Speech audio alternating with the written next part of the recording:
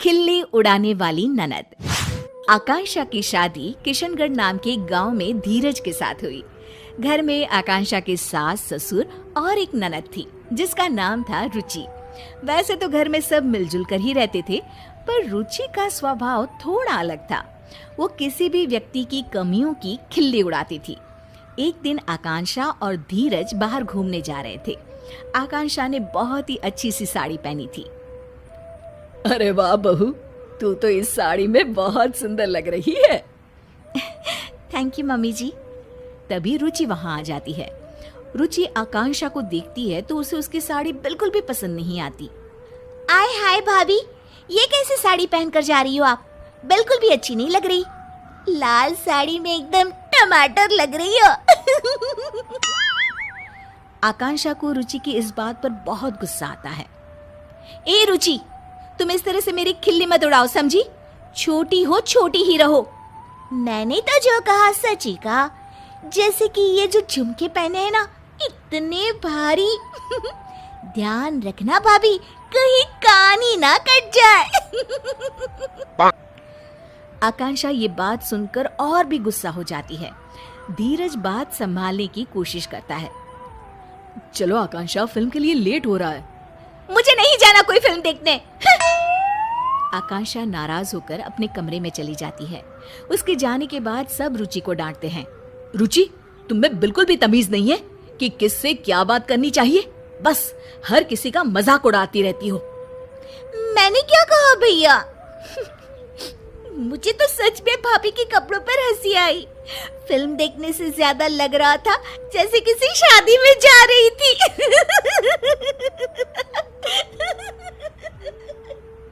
रुचि हंसते हंसते अपने कमरे में चली जाती है। रुचि की इस आदत ने सबको बहुत परेशान कर रखा था। उसे हर किसी का मजाक बनाने की अब तो आदत सी हो गई थी। एक दिन आकांक्षा और उसकी सास टीवी पर अपना मनपसंद कार्यक्रम देख रहे थे। तभी वहाँ रुचि आ जाती है। क्या आप दोनों बेकार के सास बहू के सीरियल्स देखती रहती हो? कुछ समझदारी वाले भी सीरियल्स देख लिया करो ना। हमारी मर्जी है, हम कुछ भी देखें, तुम्हें उससे क्या? भाभी, सच क्यों नहीं कहती कि इन सीरियल्स के अलावा कुछ देखने का आप लोगों के पास दिमाग ही नहीं है? रुचि हंसने लग जाती है और इतना कहकर वो वहाँ से चली जाती है। रुचि भी ना कभी कभी तो हद ही करती है। पता नहीं अपने आप को क्या समझती है। कोई बात नहीं मम्मी जी, कल इसकी सहेलियां आ रही है ना, उनके सामने ये बहुत समझदार बनती है। अच्छा सबक सिखाएंगे इसको। तुम सही कह रही हो बहू, सबक तो इसे सिखाना ही होगा। अगले दिन रुचि की कॉलेज की सहेलियां उसके घर आती है। उनके सामने रुचि बहुत ही अच्छे तरीके से बर्ताव कर रही होती है।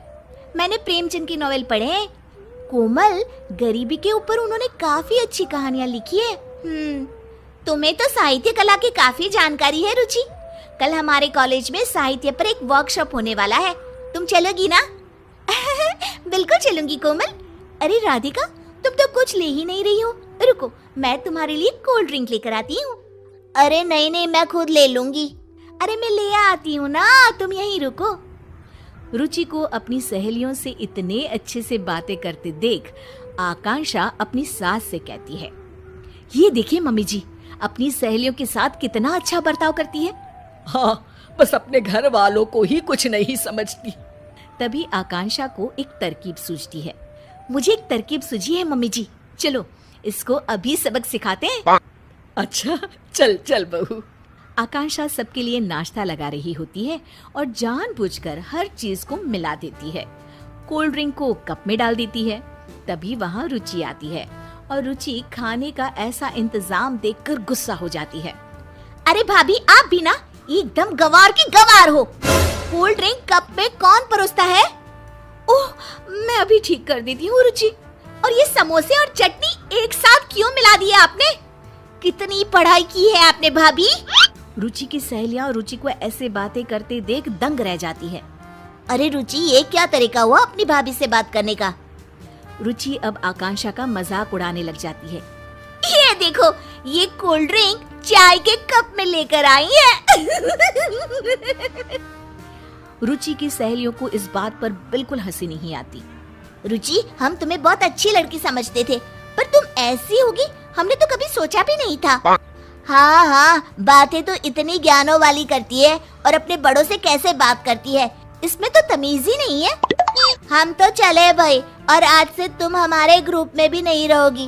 पहले लोगों से बात करने का ढंग सीख लो, फिर कुछ और सीखना। अरे अरे, आप लोग तो सीरियस हो गए, मैं तो मजाक ही कर रही थी। हर किसी का मजाक उड़ाना अच्छी बात नहीं है रुचि। रुचि के दोस्त बिना कुछ खाए पिए वहाँ से चले जाते हैं और रुचि को अपने बुरे बर्ताव का परिणाम आज भुगतना पड़ता है। आकांक्षा और उसकी सास एक दूसरे की तरफ देखकर मुस्कुराते हैं और खुश हो जाते हैं। उस घटना के बाद रुचि सबसे अच्छे से पेश आती थी और उसने सबका मजाक उड़ाना भी छोड़ दिया।